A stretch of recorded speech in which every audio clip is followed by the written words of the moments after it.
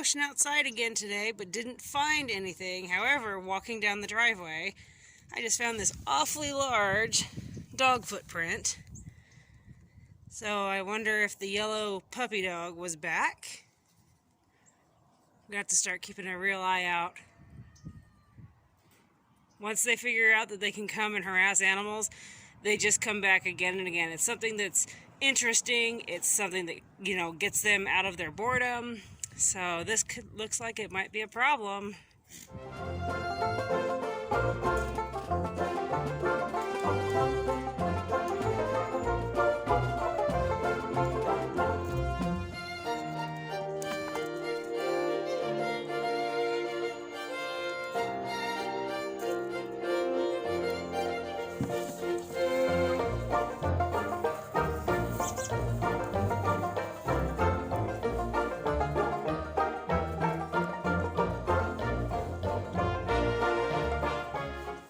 Alright, remember yesterday I was planting those green onions? Well, I have an onion going to seed.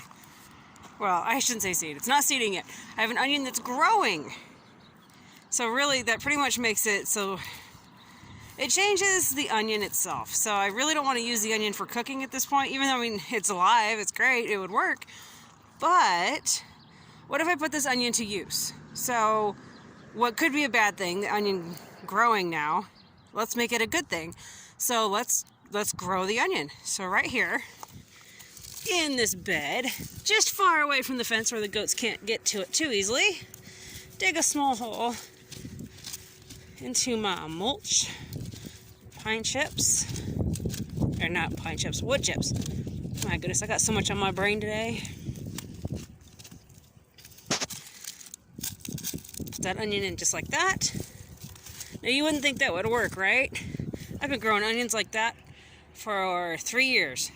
And they grow.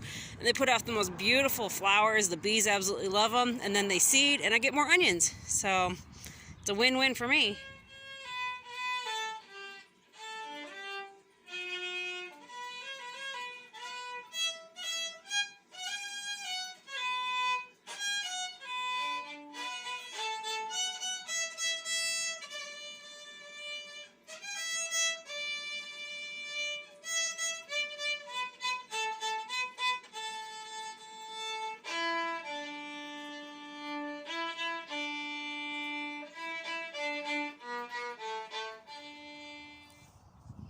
Alright everybody, meet Buddy, my super weird cat. I almost think this cat thinks she's a dog at times.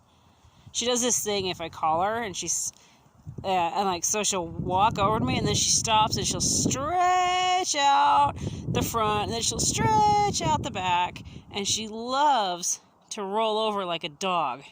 I'm like, where are you going? Like flop over like a dog. Where did you go? What are you doing? Come here. Come here, Henri. She's feeling Henri right now. She made me nervous. She was missing for 2 days. We couldn't find her anywhere. And we discovered she'd gotten stuck. Well, I can't really say stuck. I think she just had decided come back here. Anyway, she decided she was just going to hang out in the barn and not come out. Come here. Buddy, come here. Come on. There you are. Good girl. So yeah, she's misopinionated at the moment. Huh. I've been trying to work on a flower bed, and she doesn't want me to work on the flower bed. She wants me to pet her. There you go, roll over. Good girl. Hey, don't bite. Don't bite. Oh, Miss Feisty. Alright, I gotta get to work on a flower bed.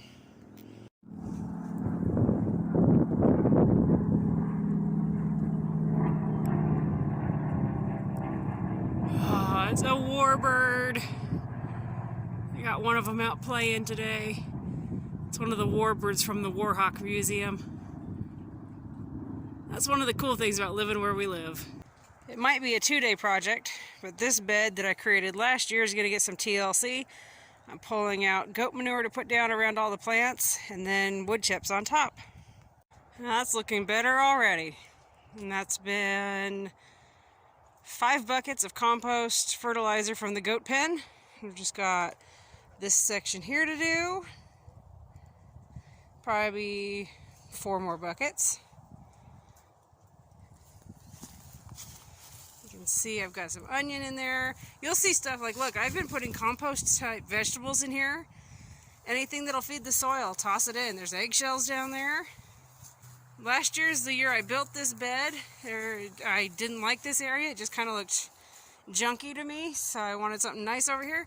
So this is what I did. Then right here, back up a little bit, that's a wild rose bush that I've allowed to grow for the rose hips and just because it's pretty. And actually next to it, underneath it in here, I'm going to clear out this disaster, is it's either a currant or a gooseberry that's in there under with all of it. So if I've got enough time today, on my to-do list is I'm going to lay down some cardboard around it and then put compost and wood chips on top of that and make it look nice, because it sure would be nice to actually know that you're looking at a rose bush, right? I mean, I'm sure you guys are like, rose bush? It looks like a small disaster. So even though I've been here over 7 years, it's still a work in progress all the time. There's always something to do, something to change. So this is it. That garden bed here this is its 2nd year. It did not do very well at all last year. It was pretty poor, to be completely honest. It was not good. But this year we keep feeding the soil and it'll get better. This year will be better. The next year will be better. And you just keep going. That's all you can do. If you stop, what are you gaining? You're not gaining anything. But if you just keep going, just keep trying, keep tinkering with it, before long you're going to have a winning combination. You just got to figure out what it is. That flower bed is now full of compost, and you're probably wondering what on earth I did there. I actually was trimming the inside here, this side of the fence of that Russian olive tree. And those little bits, those little twigs, they're nice and green. I actually just did chop and drop. So I chopped them and dropped them. And I'll just cover them up with some, not compost. I'll cover them up with wood chips. And they'll just become part of the bed. They'll feed the bed. So the other thing, I went and grabbed 2 buckets of goat fertilizer to put around this rose bush with the... I can't remember. I honestly can't remember if it's a currant or a gooseberry. I think it's a currant, actually. So anyway, before I put down cardboard around that, I am going to put compost down first, so that way, as the season's going, it is allowing that plant to still be fed while so the compost will go down first, and that'll allow the plant to have that fertilizer, those nutrients that it needs. On top of that, I'm going to put down some cardboard to help suppress grass growth, to help create a new bed around it.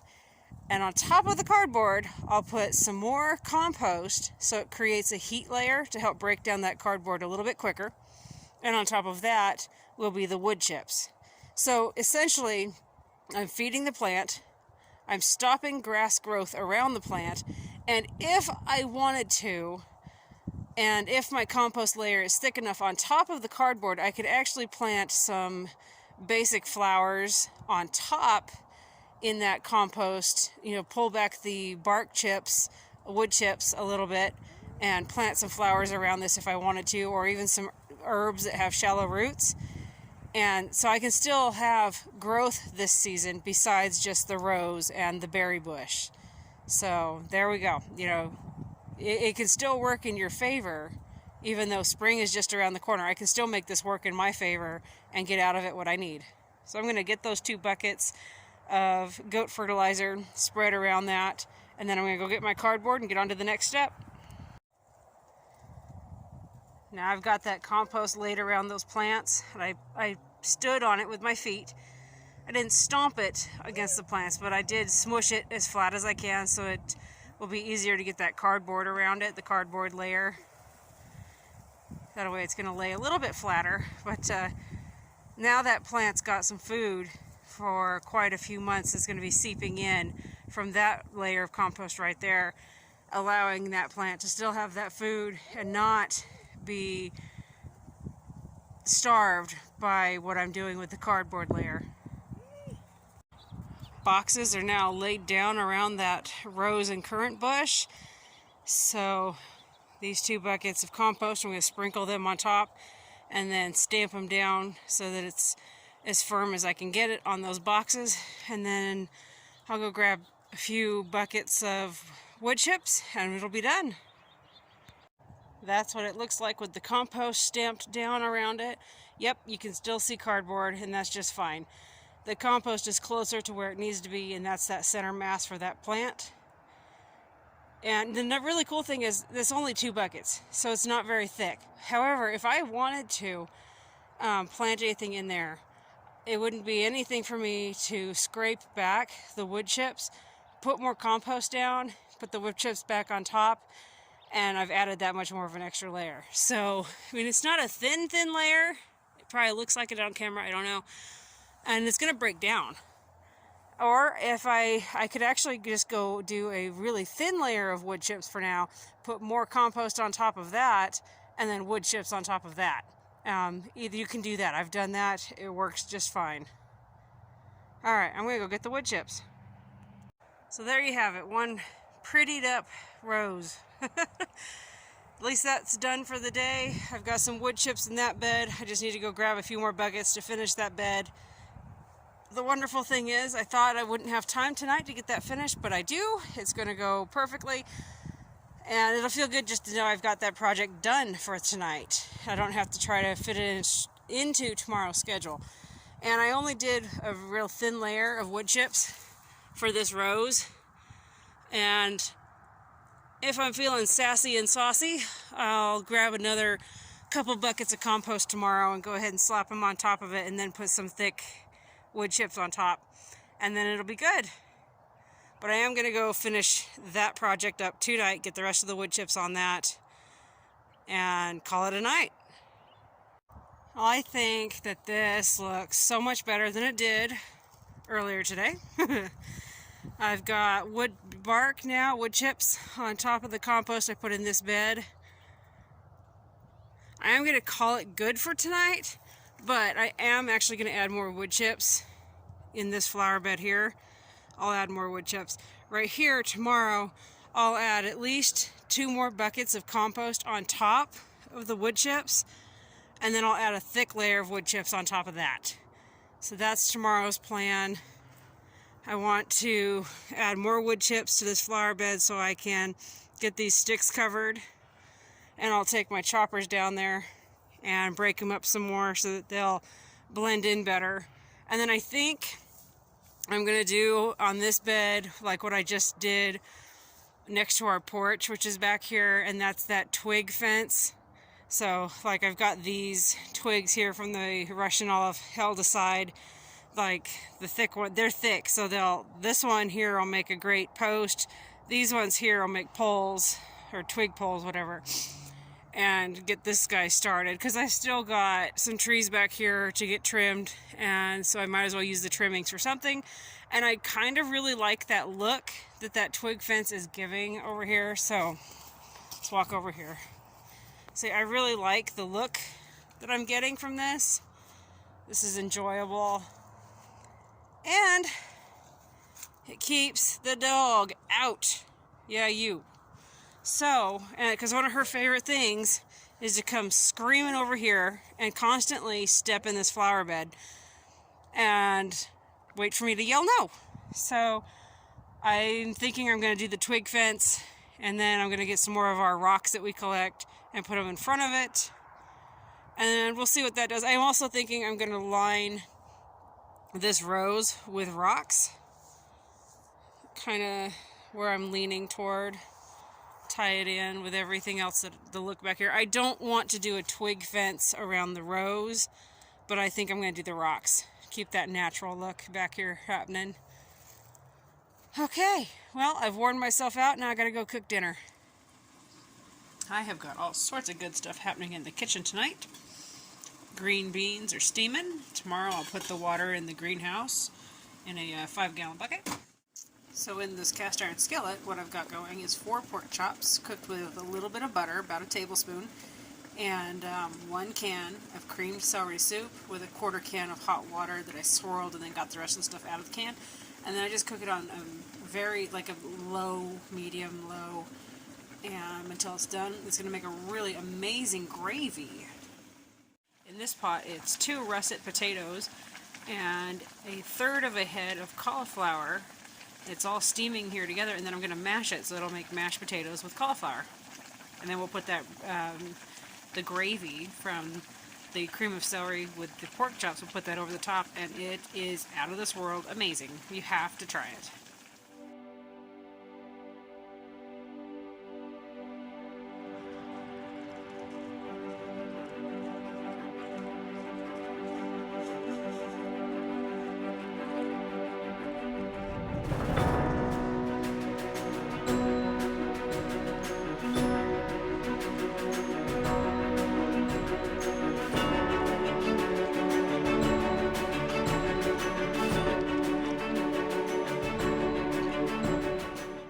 Man, check out the beautiful colors in tonight's sunset. I am so looking forward to summer, well, spring and it's better weather, and then summer, and just being able to sit out and enjoy these without the shivers. It's getting a little bit chilly tonight. I'm ending a little bit later than I would have liked, but I can't trade the sunset, so I will take it. I just love the color over there. It's so pretty.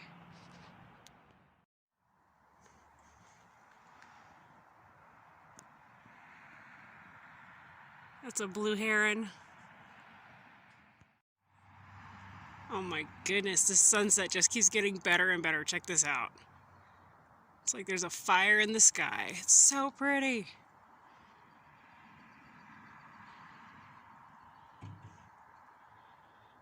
I'll take these sunsets over. We have had so many, I mean, not major inversions, but just those dreary, gray, puffy clouds. Seeing these just makes me feel so happy. It does something for you. Beautiful colors. Just brings some peace. She scared him. She's like, what was he playing with? Okay, remember I was telling you about my crazy cat Buddy. Let's see if she'll do it. Buddy, come here. Yeah, we gotta stretch. Come here. Come here. Oh, you have to stretch again. Come on. Yeah. Oh, yeah, stretch, And flop. Come on, you're gonna do it. No? I got the camera on, you're not gonna flop? Hey, sweet girl. The last thing to do for the critters tonight is make Z's grain. On the bottom is alfalfa pellets, and on top is her goat grain. I get the water nice and hot. And then I'm going to soak the grain overnight to about that height. I'll soak it for her overnight. The reason I soak is goats get into a really big hurry when they're eating, and they choke very, very easily. And so I soak our grain, and also because this grain has grains in it, it's going to wake up these grains. There's like oat and barley, there's wheat, and some other wonderful things in here. And it's also going to fluff up the alfalfa pellets, so it makes it easier for her to eat and easier to digest. Because she's old and her teeth have just not really, they're not there anymore, and most of them are ground down. It's just not fair for her to eat those pellets whole. It's difficult. So I soak it for her. It's a win-win. And then I'm also actually going to sprinkle, this grain has molasses in it, but I shouldn't say sprinkle, I pour some molasses in here, and I also add a tablespoon of coconut oil for a healthy oil for her. So that's what I do for Z morning. And then in the morning after she eats this, I'll come in here and I'll make one more for her evening meal. And she's still eating hay with the other goats. She's still out on the pasture picking and browsing. So she's not strictly on grain. And if she ends up having to go strictly on grain, well, that's fine. I'll do whatever I need to for the goat.